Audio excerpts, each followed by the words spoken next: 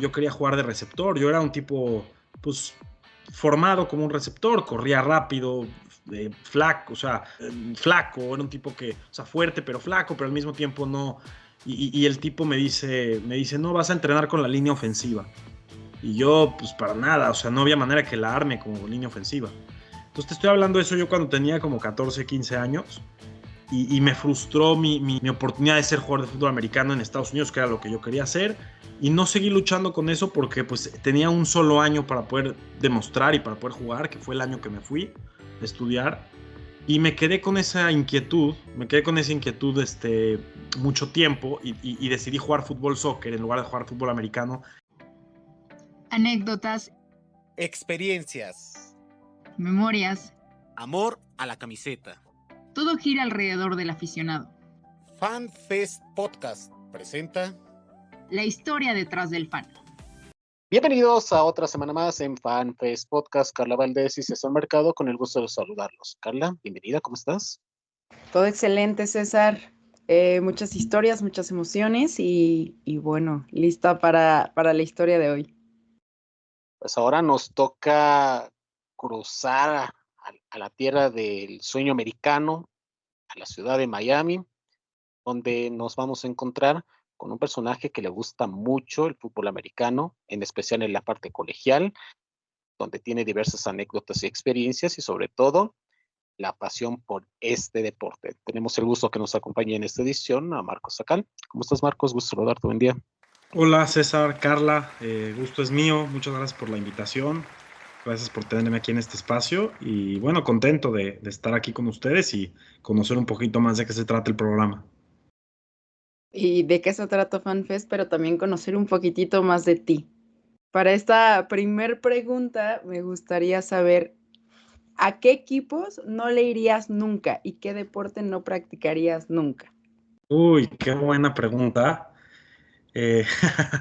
Mira, ¿qué equipo nunca le iría al América? Al América, que mi amigo César, yo sé que es muy aficionado de él, pero pues sí, yo nací y crecí antiamericanista desde pequeño, desde mi casa me lo inculcaron y entiendo por qué y creo que también es divertido como luchar en contra de eso. Eh, ¿Qué deporte no practicaría?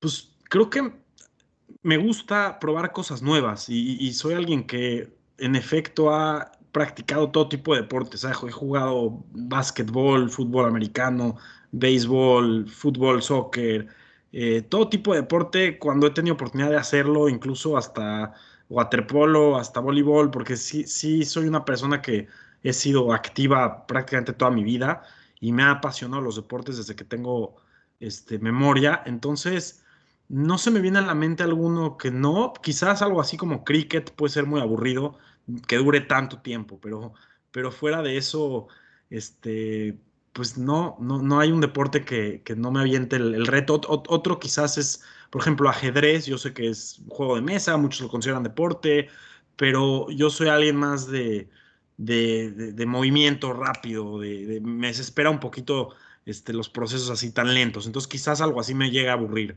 pero así como deporte de correr y saltar y coordinación, creo que todo me gusta, todo lo haría. ¿Cuál fue ese primer deporte que practicaste?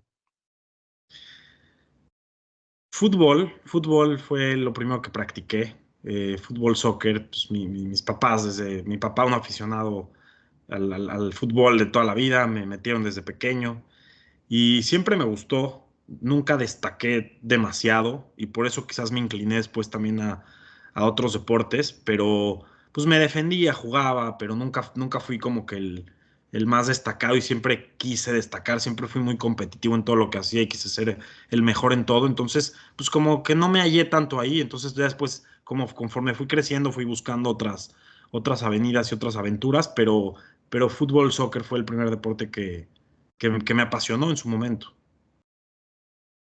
Y ya mencionaste varios de los que practicaste, waterpolo. ¿Cómo llegaste a waterpolo? Así, probando, un amigo me invitó, que se acababa de meter a un equipo. Tampoco fue por mucho tiempo, así lo mencioné muy específico que lo probé porque fue algo que duró poco tiempo. Pero pues así un amigo en un deportivo me dijo, oye, pues ¿quieres jugar? Nos hace falta alguien. Y le dije, órale, va. Entonces, pues fue un tema de semanas realmente. ¿Qué te aportó cada deporte? Que hay algunos individuales, hay unos colectivos. En tu caso, ¿qué experiencia te dejó en tu formación ahora como una persona hecha y derecha?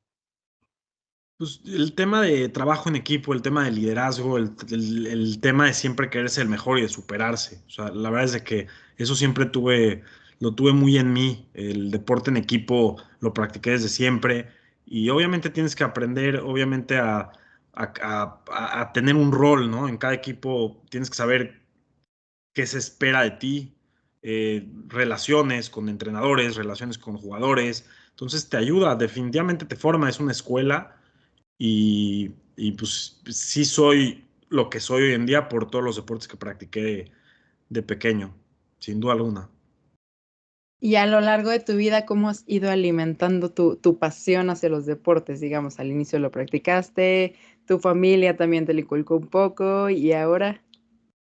Sí, hoy en día, pues ya que se me pasó la oportunidad de ser un jugador profesional, nunca tuve realmente cualidades para hacerlo, pero obviamente como todo niño lo sueñas, ¿no? Y luego dices, bueno, pues quisiera ser tal vez entrenador o quisiera ser...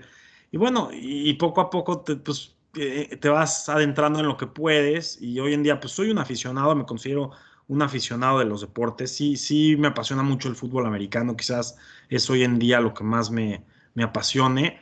Eh, Hoy en día, obviamente, colaborando con César en proyectos como Somos Dolphins, en mi cuenta de Twitter, pues comparto mis opiniones como lo pueda hacer y un poco también las frustraciones de querer dar mis opiniones sobre lo que sucede en los deportes pues nunca tampoco lo vi como una carrera profesional, el buscar pues eso, ¿no? Dedicarme a eso más que nada lo veo como hobby, no como un trabajo, pero pues me mantengo obviamente en eso, en redes sociales, en hacer un podcast por aquí, por allá, conversaciones de WhatsApp con amigos y cuando puedo ir al estadio, asistir a un evento deportivo en vivo, eso también lo trato de hacer lo más que puedo.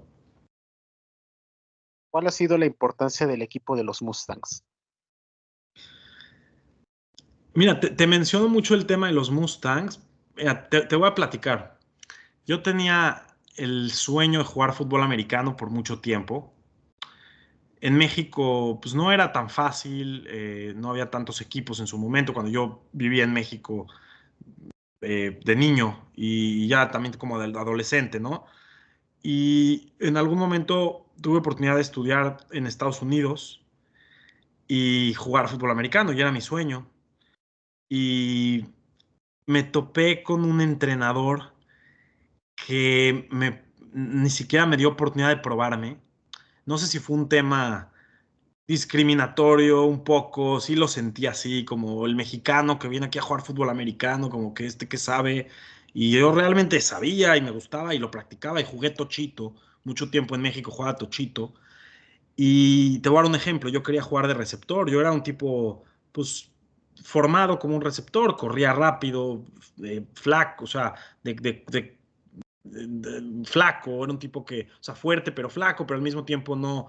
Y el tipo me dice, no, vas a entrenar con la línea ofensiva. Y yo, pues para nada, o sea, no había manera que la arme como línea ofensiva. Entonces te estoy hablando de eso yo cuando tenía como 14 15 años. eh, y me frustró mi oportunidad de ser jugador de fútbol americano en Estados Unidos, que era lo que yo quería hacer, y no seguí luchando con eso porque pues tenía un solo año para poder demostrar y para poder jugar, que fue el año que me fui a estudiar, y me quedé con esa inquietud mucho tiempo y decidí jugar fútbol soccer en lugar de jugar fútbol americano en ese año porque vi que simplemente no me iban a respetar o no me iban a dar mi lugar como podía, y iba a ser un año muy frustrante. Entonces, eh, ¿qué pasa? Años después regreso a vivir a México y se da la oportunidad, se arma un equipo, los entrenadores del TEC de Monterrey, ex entrenadores del TEC de Monterrey, arman un equipo en una liga semiprofesional de fútbol americano, eh, que hoy en día ya no existe, pero fue la liga previa a la liga profesional que existe hoy en día. Era una liga básicamente para retirados de universitarios. Pero pues nosotros, yo era todavía un chavo, tenía como 19, 20 años, y se arma este equipo de los Mustangs y competimos contra jugadores de talla que tenían mucho tiempo jugando, y fue un proyecto que duró 2 años de puros entrenamientos todos los días antes de poder jugar un partido porque querían prepararnos físicamente, mentalmente, y pues ahí tuve oportunidad de jugar como receptor para el coach García, que fue una eminencia como entrenador aquí en México, ahí en México. Y bueno, fue un proyecto muy bonito que duró 4 años, 2 de ellos de puros entrenamientos. Llegamos a ir a la final, jugué como receptor, tuve oportunidad de anotar en la semifinal el touchdown del Gane, anoté en el juego de campeonato también. Y pues fue un proyecto muy bonito y como que se me quitó esa inquietud de jugar fútbol americano. Hoy en día los Mustangs, ese equipo ya no existe, desapareció, pero pues fue un proyecto muy bonito y pues nada, me quedo con eso, me quedo con eso. Con eso y el ir superando barreras, ¿no? Porque bien lo mencionaste de este entrenador que de alguna manera puso esta gran barrera, pero le lograste dar la vuelta. ¿Cómo fue ese darle la vuelta? Sí, sí, yo creí que ya había sido un sueño que no iba a poder cumplir, y realmente eh, te das cuenta, ¿no? Que también el ambiente también influye en tus decisiones, en la motivación, pero a pesar de las circunstancias, uno siempre tiene que creer en sí mismo y cuando sabes que puedes lograr algo, también, y cuando hay alguien que te lo niega, también te pone como este chip on your shoulder, ¿no? Como te pone esta carga y que hay de dos, o te entierras o la rompes y vas para adelante y entonces es un pretexto para esforzarte más y lograr tus objetivos. Y en este caso creo que sí me ayudó también emocionalmente a crecer de alguna manera y a superar pues estas objetivos que uno tiene. ¿Recuerdas la primera ocasión que pudiste asistir al estadio a ver a tu equipo favorito? ¿Cómo fue esa experiencia? Mira, la primera es que no recuerdo exactamente el partido. Probablemente fue en México. Yo tengo un tío todavía que es muy aficionado a las Chivas del Guadalajara. Y ese fue mi primer amor. O sea, realmente porque me lo invocó al igual que mis primos y nos llevaban al Estadio Azteca y ponían en su coche las canciones de las Chivas y llegábamos.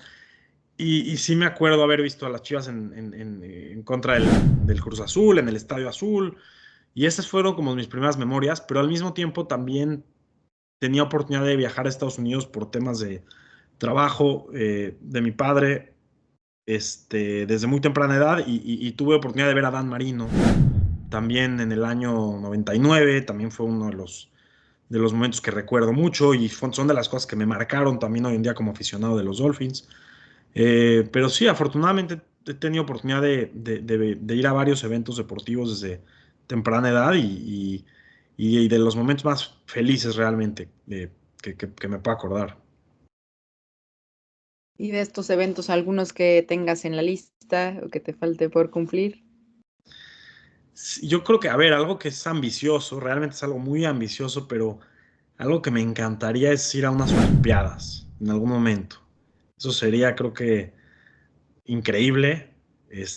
Por ahí ver al Dream Team de los Estados Unidos en básquetbol, ver carreras, ver natación, todo eso creo que sería increíble y eso es como más que ir a ver a un Super Bowl o algo así que tampoco he tenido oportunidad y que sería fabuloso y todo eso, pero un evento como las Olimpiadas creo que sería único. Mencionabas la ciudad de Miami. ¿Cómo se vive el deporte allá?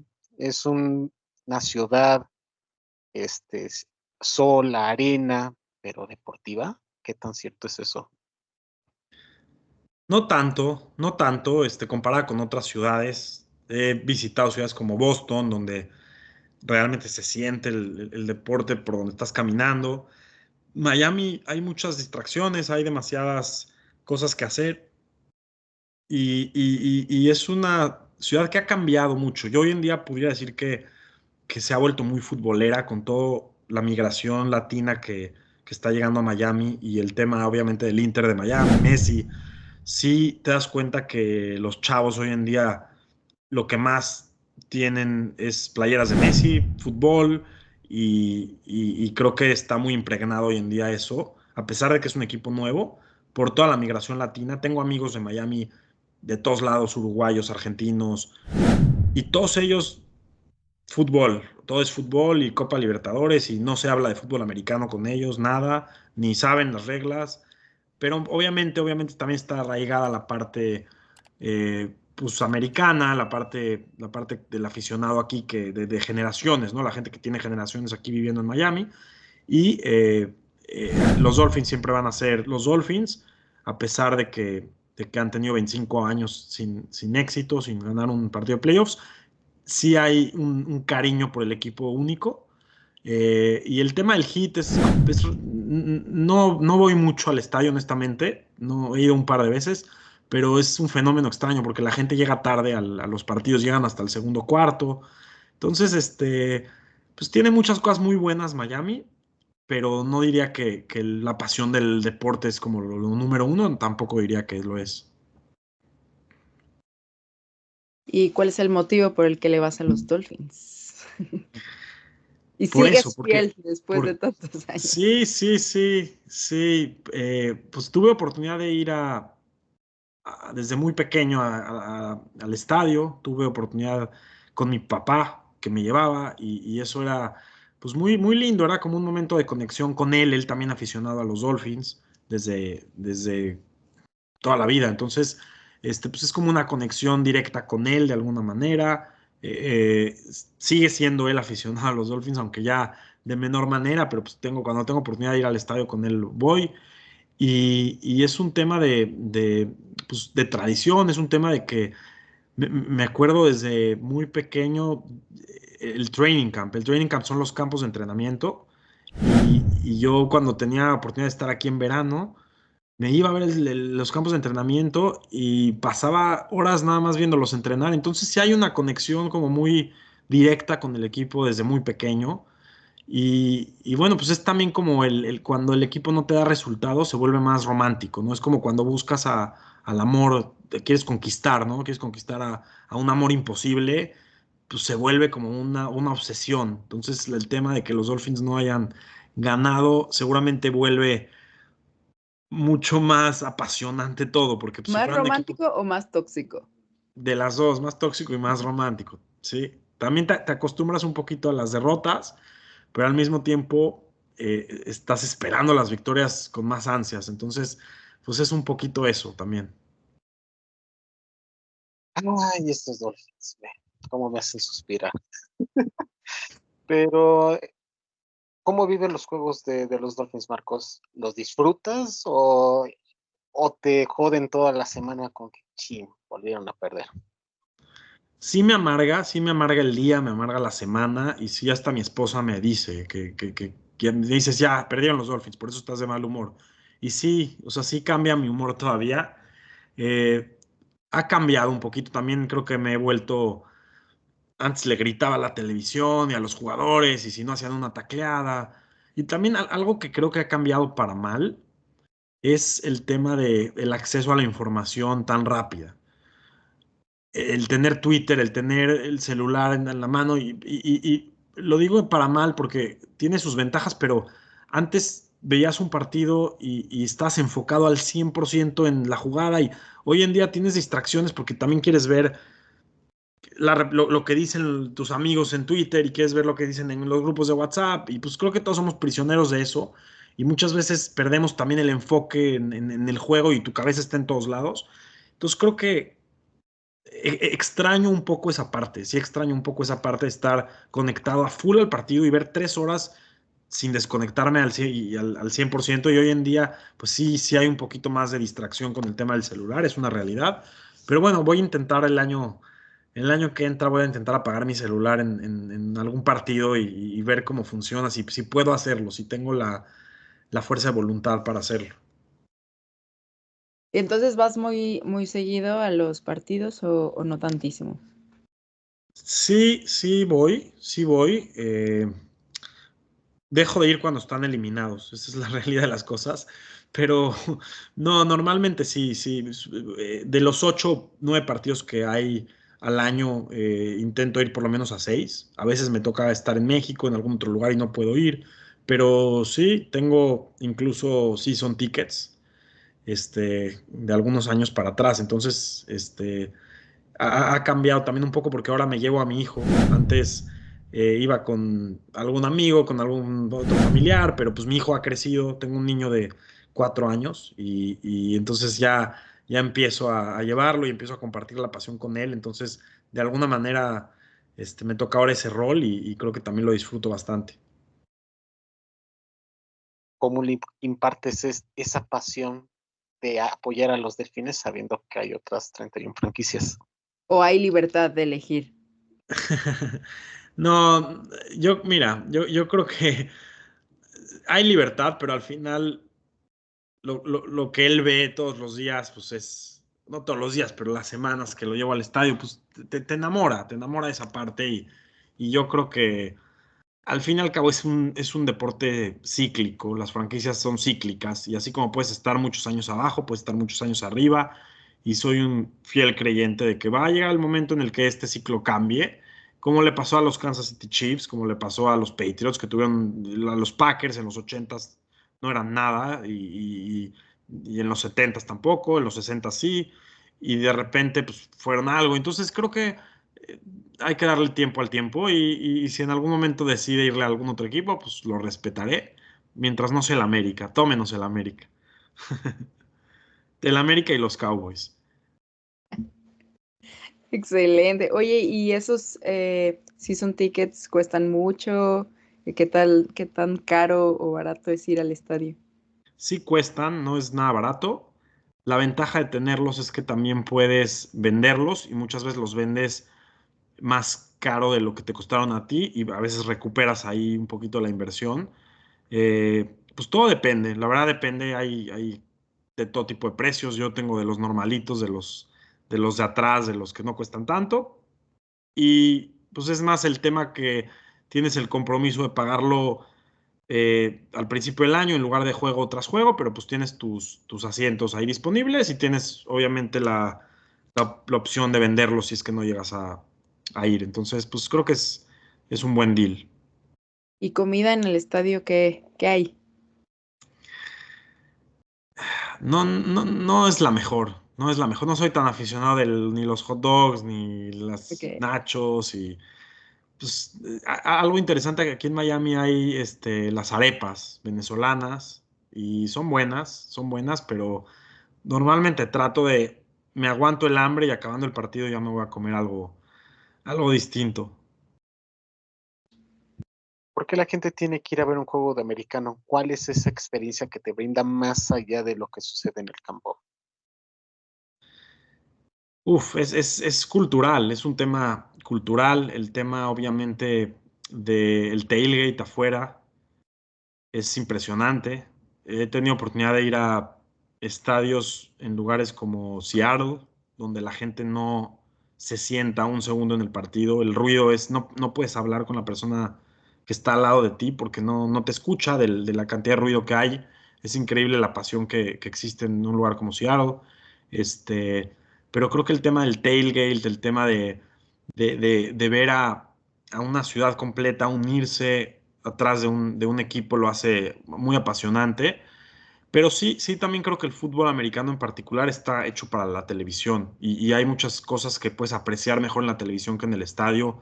Las repeticiones muchas veces no te las ponen en el estadio para que no influyan en lo que el árbitro vaya a marcar, si es en contra del equipo local. Y ese tipo de cosas en tu casa las puedes ver muy de cerca y lo aprecias desde otra perspectiva, pero ir al estadio te aporta el tema, obviamente, de amistad, el tema te enriquece mucho también y creo que es un buen balance ver las dos perspectivas, no siempre en el estadio y no siempre en la televisión.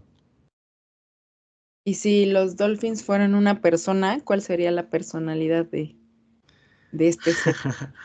Yo creo que alguien muy necio sería una persona muy necia que muchas veces no conoce sus limitaciones y aventado, pero no tan analítico, o sea, alguien que busca resultados a corto plazo, un poquito desesperado, un poquito resultadista en lugar de alguien que tenga una visión a largo plazo. Yo creo que sería eso un poco lo que sería la persona.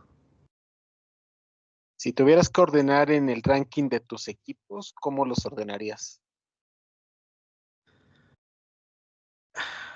Mira, yo creo que Dolphins número uno, pero es el único equipo que me afecta y que me duele.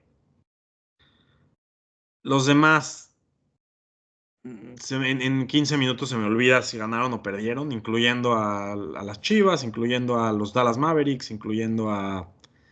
¿Qué otro equipo le voy? A la misma selección mexicana que sí en el Mundial es un poquito distinto. Ahí sí obviamente creo que a todo mexicano, ¿no? Se vuelve una prioridad y algo que, pues nos gustaría ver, obviamente, a la selección bien. Eh, pero es Dolphins y todos los demás, no, me gustan los deportes, me gusta ver, o sea, ni siquiera tienen que ser juegos de los equipos a los que les voy. Pero el único equipo que me afecta que pierdan o ganen son los Dolphins. Y si fueras dueño de tus Dolphins, que en este momento, ya de cara a la próxima temporada, ¿qué harías distinto? O igual. Si fuera dueño del equipo, lo primero que haría que no le gustaría a la gente es me pondría a mí como gerente general. Y digo que a la gente no le gustaría porque es lo que hace Jerry Jones con los Cowboys y él maneja el equipo como quiere, pero así lo haría. Yo creo que no tendría un rol, no sería un dueño pasivo, sería un dueño que esté involucrado en las decisiones del equipo, en la toma de decisiones de jugadores, porque al fin y al cabo es lo que más me gusta. Lo que más me gusta es la parte analítica, la parte estratégica de cómo armarías un equipo, con qué piezas, junto con la parte financiera también.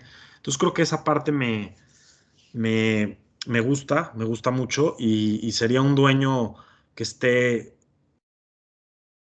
encima de todo, o sea, realmente encima de todo, pero sé que normalmente no es lo más sano cuando un dueño está encima de todo, él tiene su rol de dueño y el gerente general tiene su rol de gerente general. Además de fútbol, en FanFest Podcast tenemos capítulos de lucha libre, fútbol americano, básquetbol, béisbol. Elige tu capítulo favorito, escúchalo, recomiéndanos y dinos qué tal te pareció. Nos encuentran en Spotify y YouTube como FanFest Podcast. Cada martes tenemos una nueva historia que contarte.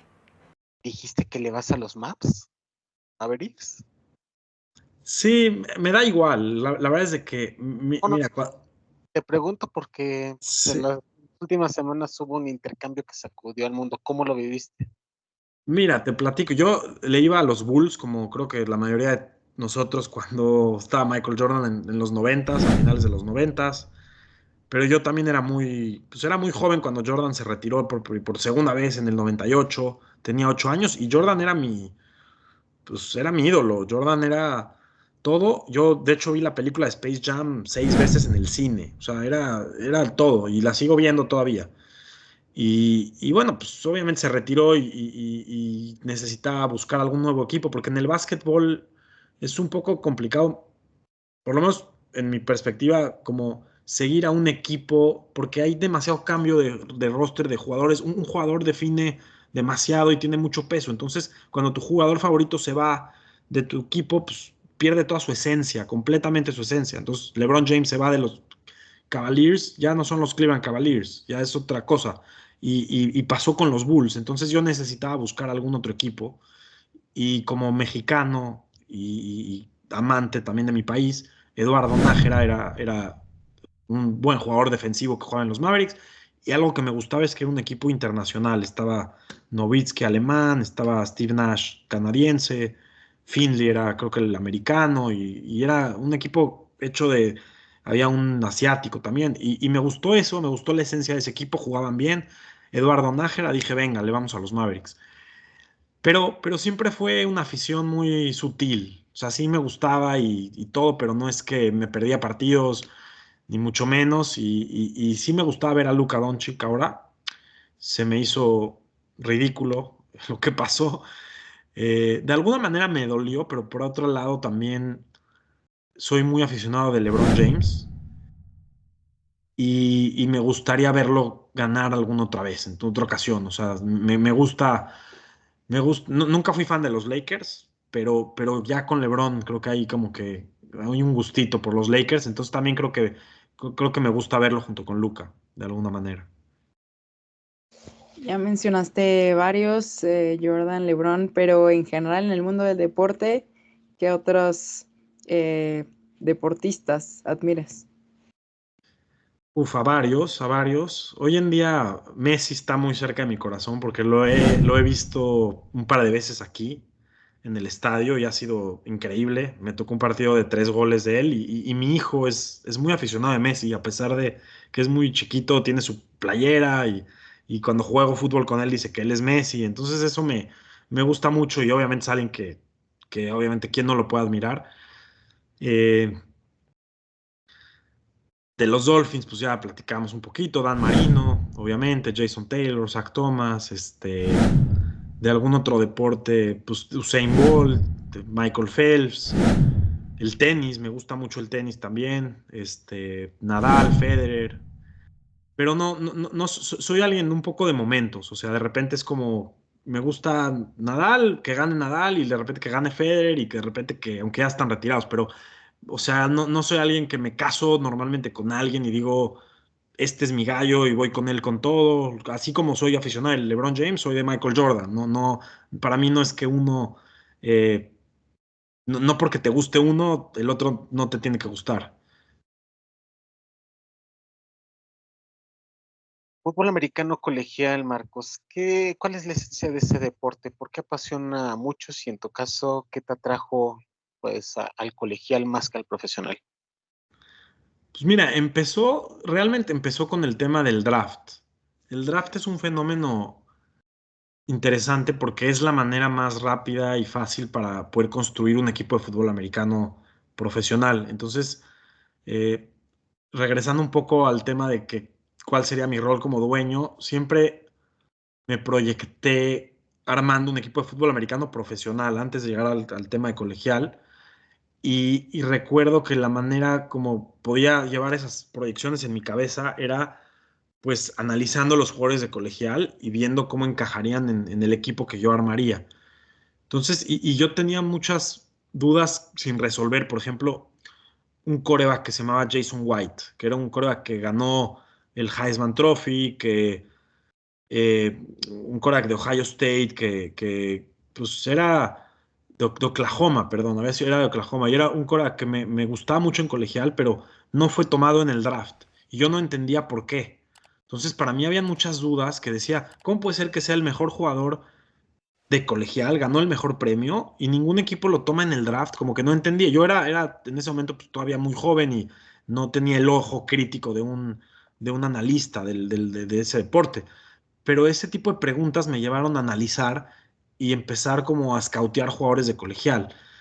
Y obviamente hubo una época dorada con Matt Leinart, con Reggie Bush, con Vince Young, eh, Carson Palmer, que eran jugadores muy impresionantes en colegial, este, y no era fácil no ver los partidos, pero pues yo encontraba la manera, ¿no? de verlos para ver estos jugadores y en qué equipo van a acabar.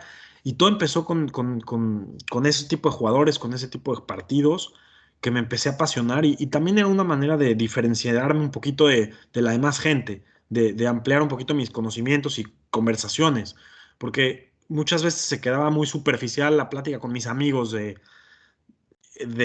bueno, pues qué equipo ganó o qué equipo es mejor que el otro. Y a mí siempre me gustaba mi competitividad de adentro, siempre quería demostrarle a todos que yo sabía más que todos. Yo siempre quería demostrarles que yo iba mucho más allá y la manera para ir mucho más allá, pues era conociendo jugadores que nadie conocía. ¿Y cómo era eso? Pues yéndome al colegial. Entonces empezó de esa manera y luego le empiezas a agarrar obviamente el gusto al deporte, le empiezas a agarrar el gusto a, a las formaciones que tienen en colegial, a las mañas, a las reglas, al tema del overtime, y te empieza a apasionar y ves otra perspectiva. Pero otra vez, no lo veo como una pelea de cuál es mejor, sino que creo que son complementarios y creo que hay momentos que me gusta más colegial y hay momentos que me gusta más NFL, dependiendo pues, varios factores. Entonces, sí, así empezó y hoy en día pues ya soy un clavado de analizar prospectos y ya lo hago como hobby, pero lo pudiera hacer como profesión porque realmente me apasiona y me gusta hablar de eso. Entonces, pues así fue. ¿Y qué hace distinto al colegial? Porque, digo, vemos imágenes de este lado que mueve a muchísima gente, que los estadios se atascan. Sí, y son de los estadios más grandes del mundo, de 100,000 personas, de 90,000 personas. Yo creo que lo que hace singular es que cada campus está lleno obviamente de estudiantes. Primero que nada, que son jóvenes, tienen toda la energía del mundo, están en su prime energético y de fiesta, y eso hace que la energía de los juegos pues se lleve a otro nivel. Otra cosa es que tú vas a un partido y rara vez vas a encontrar aficionados del otro equipo, obviamente en cantidades grandes estoy hablando. Entonces lo hace muy único, hay una conexión muy especial. Los partidos normalmente de colegial ves celebridades, ex alumnos, más que nada ex alumnos que fueron jugadores profesionales ahí en el campo viendo los partidos. Hay como esa conexión, como esa hermandad, como tu alma mater, ¿no? Este, entonces creo que va por ahí, creo que va por ahí un poco. eh, y bueno, creo que es por eso. Hay muchos equipos en el fútbol americano colegial, en toda la Unión Americana. Si tuvieras que recomendarle a la gente que no está tan adentrada a ese deporte, ¿cuáles equipos o cuáles juegos son los que tendrían que ver? Esos imperdibles, ¿podrías enumerarlo tu top 10 o tu top 5? Uf, hay muchos, hay muchos. Obviamente está el tema de Michigan contra Ohio State, está el tema de Alabama contra Auburn, USC contra UCLA, Florida State contra la Universidad de Miami. Yo creo que ahí llevo ya como por ahí de 4. Yo creo que un juego como LSU, Alabama, últimamente es un clásico que se ha medio vuelto clásico porque son dos programas que han estado muy arriba últimamente, que también me gusta cuando se enfrentan. Entonces, pues creo que esos, pero creo que si tuviera que escoger uno, el Michigan contra Ohio State creo que es el más importante, es el que mueve más masas y tenía muchos años la balanza yéndose del lado de Ohio State, hasta hace poco que Harbaugh pudo pues nivelar un poquito la balanza y incluso ganar un campeonato hace 2 años y ahora le tocó a Ohio State ganar el campeonato. Entonces creo que son dos programas interesantes que no soy aficionado de uno en específico de ellos. Pero bueno, me gusta verlos. El programa de Oregon también me gusta mucho, ahí con Dan Lanning de head coach. Tienen jugadores muy veloces. Obviamente desde que Chip Kelly llegó, creo que fue un revolucionario en ese programa y tuve oportunidad de visitar sus instalaciones y increíble, o sea, de primer mundo realmente lo que ha hecho Nike ahí con ellos, con esa colaboración, muy, muy increíble también. Y has mencionado mucho el tema de las estadísticas, los números, pero ¿tienes tu propia base de datos o cómo llevas algún registro de todos estos números? No llevo un registro como tal, pero por ejemplo, cuando hago la guía del draft, ahí sí, en ese caso obviamente tomo los apuntes y más que nada reviso jugador tras jugador, eh, sí reviso sus estadísticas. Por ejemplo, hay ciertos jugadores posiciones más bien que es más importante que otras. Por ejemplo, la posición de receptor, pues revisas cuántas yardas tuvo, cuántos touchdowns tuvo, cuántas atrapadas tuvo. Y entonces lo que haces ahí es analizas eso junto con lo que tú ves en los videos y dices, bueno, ¿hace sentido qué tan bueno es este jugador? ¿O es nada más un tema de que se ha hecho 3 atrapadas interesantes, pero sus estadísticas no lo demuestran? Y entonces como que tienes que hacer un chequeo de cada uno de los jugadores. No te quiero decir que tengo un historial así de estadísticas, pero sí acostumbro a revisarlas para ver que cuadre lo que uno ve en en los videos junto con lo que puedes revisar en internet con las estadísticas, que hoy en día es muy fácil poderlas encontrar. ¿Qué es la guía draft? ¿Por qué es tan importante para ti y por qué va a ser tan importante este año? Pues empezó hace a ver, yo lo hacía para mí, nunca la publiqué, lo hacía junto con alguno de mis amigos, algún analista como Alberto Musali, nos sentábamos, este jugador me gusta más, hacíamos nuestro ranking. En ese momento, te estoy hablando hace 15 años, más de 15 años, 17, 18 años, y yo lo hacía para mí, para comparar si realmente los jugadores que yo tenía arriba, l- en efecto, iban a tener una buena carrera en la NFL o no, y era una manera de compararme con los gerentes generales reales. Y yo lo hacía para mí, nunca lo hice como para enseñarle a nadie, sino que para demostrarme si tenía el ojo o no tenía el ojo. Y conforme pasaron los años, hubo gente que empezó a sacar sus propias guías y revistas. Y yo dije, pues a ver, si yo tengo la información en mi cabeza, si igual lo hago el trabajo, pues ¿por qué no dedicarle un poquito más? Pues enseñarle a la gente, darles este regalo a la gente y compartir este conocimiento pues se ha vuelto algo como una tradición, se ha ido mejorando año tras año y pues obviamente con colaboradores como tú, César, como otros y bueno, pues ya veremos a dónde llega. Para mí sigue siendo un hobby, es difícil darle la vuelta para que sea un negocio porque hay que tomar riesgos, hay que tomar riesgo económico, hay que tomar tiempo, toma mucho tiempo y no estoy ahí, esa es la verdad, o sea, mi cabeza no está ahí todavía, pero bueno, lo sigo haciendo como un hobby y pues esperemos hacerlo hasta que nos cansemos. Y de esta experiencia que has tenido, ¿cuál es esa respuesta o respuestas del por qué no eligen a los jugadores, digamos, número uno en ciertos casos? Es una buena pregunta. Ha cambiado mucho la modalidad de evaluación durante los años. Antes había posiciones como la de corredor que se priorizaba mucho y se tomaban jugadores de esa posición en posiciones muy altas y luego se dieron cuenta los equipos con el tiempo que es una posición que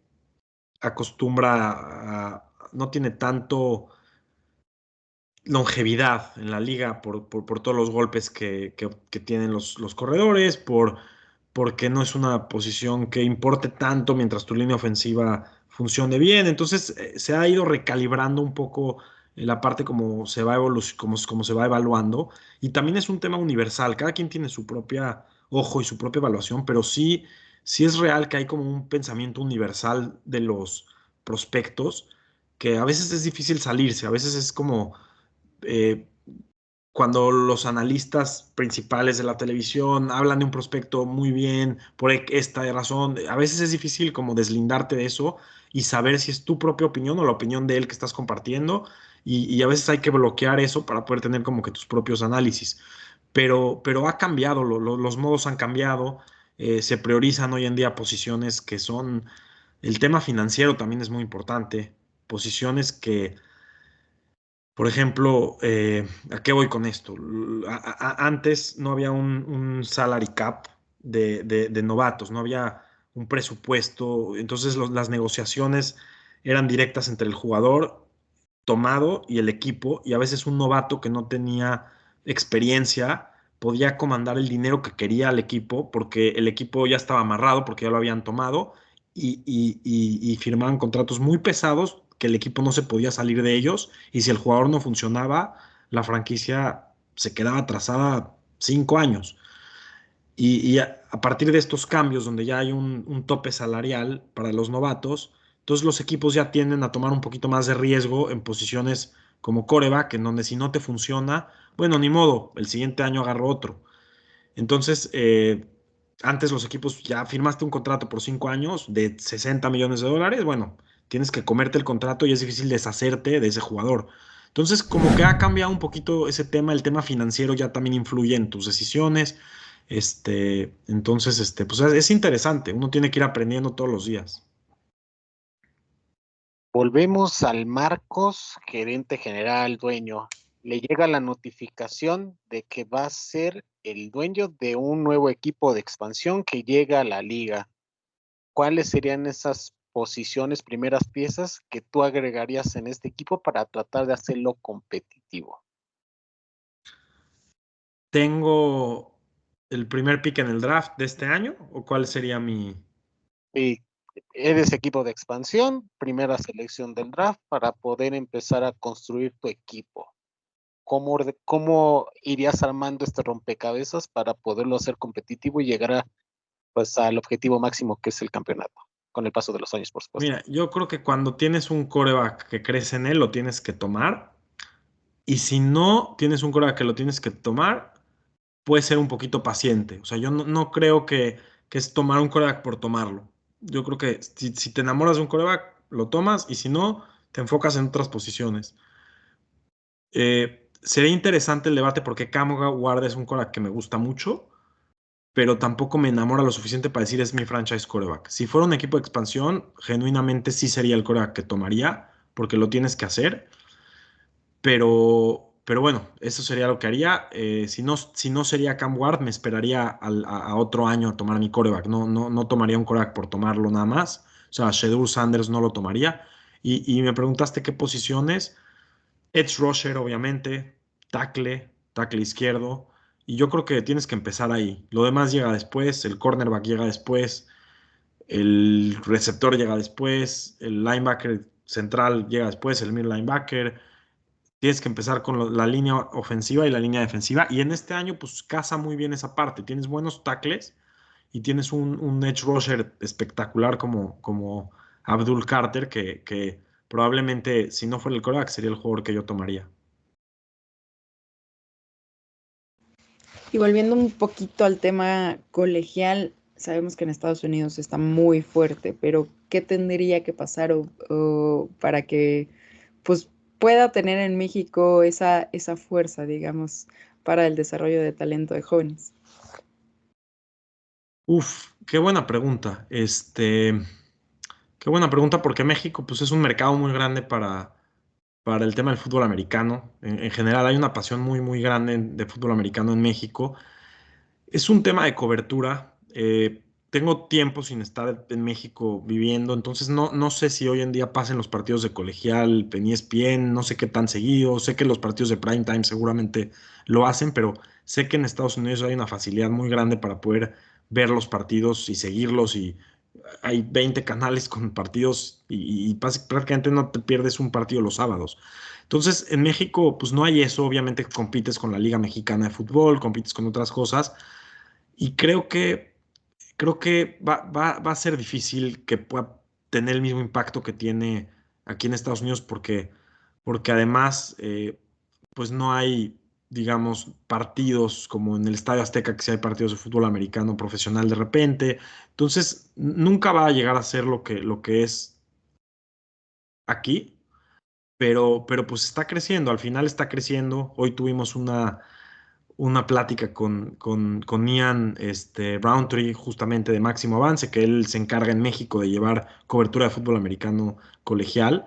Entonces, es eso, que la gente se empiece a involucrar y que gente independiente, quizás como yo o como él, que les guste platicar sobre este tipo de temas, pues se vayan ampliando. Entonces, creo que hay un largo camino, sí lo hay, pero las cosas están también creciendo, están creciendo. Cada vez hay más canales que están de redes sociales que están enfocados en esto. ¿Cómo convencer a la gente de seguir el fútbol americano? Yo creo que el tema del draft es un buen gancho, que es como al fin y al cabo yo comencé. Es la manera, es el pretexto para poder ver los partidos, seguir a los jugadores de colegial. Entonces, la cobertura del draft pues ha también crecido muchísimo, incluso en México también.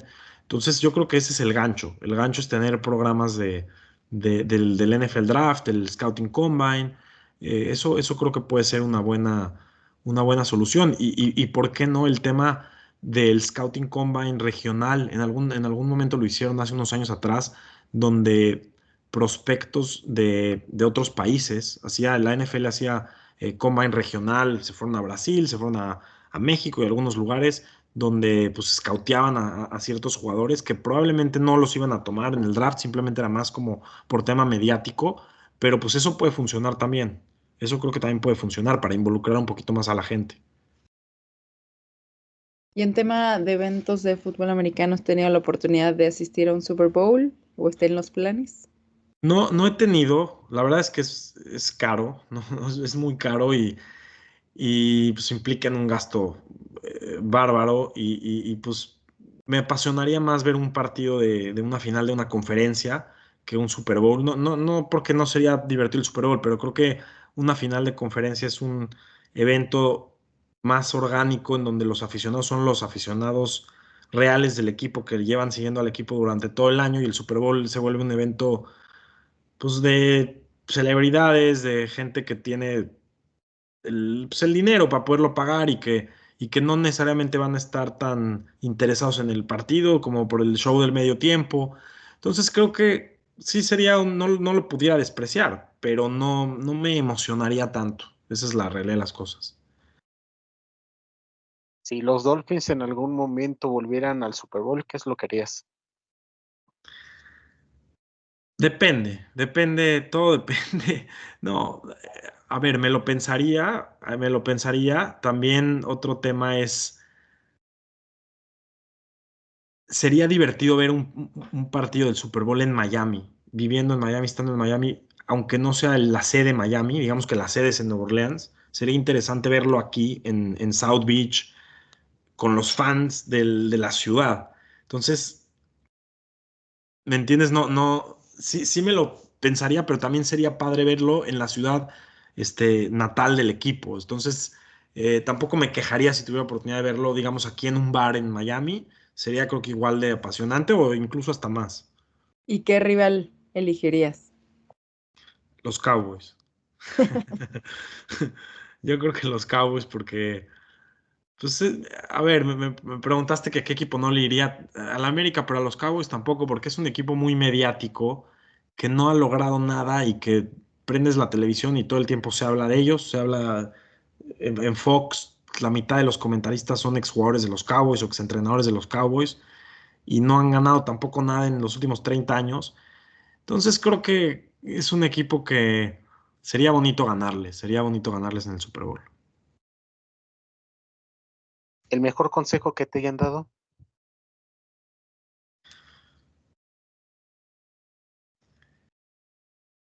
No sé si es un consejo que me han dado, pero aviéntate. O sea, si tienes la inquietud, hazlo. No sé quién me lo haya dicho, pero es algo que lo tengo muy impregnado en mí. Y cuando algo te gusta, algo te apasiona, algo quieres hacer, aviéntate el proyecto y hazlo. Y hablando de proyectos, ¿cuáles son los proyectos que tienes actualmente relacionados al fútbol americano? Pues seguir como aficionado, la verdad, cada vez ha sido un poco más difícil seguirlo como antes. También la vida cambia, uno va creciendo, tiene más responsabilidades, tiene a sus hijos, entonces es más, ya no puedo pasar el mismo tiempo que pasaba antes, pero seguir manteniendo esa flema viva y seguir como de cerca lo más que pueda. Y ese es el proyecto, que nunca olvide ser como niño, ¿no? Que nunca olvide la parte como la pasión de ser niño porque pues sí te da muchas cosas los deportes en general. Entonces creo que es eso. Si tuvieras que escribir un mensaje en el cielo para que todo el mundo lo pudiera ver y leer, ¿qué sería y por qué? Yo diría cree en ti porque al fin y al cabo, si no eres tú el que crees en ti, nadie más va a creer en ti y tú lo que proyectas, lo que piensas es lo que proyectas en la gente y al fin y al cabo uno tiene que uno vino a este mundo para cumplir sus retos, sus objetivos y no quedarse con las ganas de hacer nada. Entonces, pues yo diría, cree en ti. Y ya como mi última pregunta, ¿por qué Draft Misterio? Es una buena pregunta también. Yo estaba buscando algo catchy. Luego la gente cree que es como por Rey Misterio. No, la verdad no, nada que ver. O sea, no, ni siquiera sigo las luchas libres, pero yo quería como algo que sea pegajoso. No quería, inicialmente no quería mostrar mi identidad. Entonces era como voy a hablar del draft misterio, como misterio, quién es la persona que está escribiendo. Ni siquiera tenía mi nombre. Y lo hacía al mismo tiempo porque yo no, era mi manera como de, pues ponerme una máscara y decir, voy a hablar de lo que más me gusta sin que juzgues quién soy la persona que estoy comentando y simplemente si te gusta mi contenido, pues bien, dame like, sígueme y creemos una comunidad padre. Y por ahí, por eso fue el nombre, fue algo como muy orgánico, creo que está catchy, creo que como que está fácil de recordar. Eh, Nada en especial, nada en especial más que eso. Perfecto. Bueno, pues vamos cerrando este episodio donde pasamos de diferentes deportes, donde conocimos tu pasión por los Dolphins, pero también como lo activo y todo el movimiento y toda esa pasión que existe en ti. Y pues muchas gracias por darnos la oportunidad de conocerte un poco más, Marcos. Carla, muchísimas gracias. César, muchísimas gracias. Pues la verdad que contento de estar con ustedes, de escuchar de nuevo el programa en estos días. Y bueno, cuando quieran, ya saben, aquí estoy y con mucho gusto lo volvemos a hacer.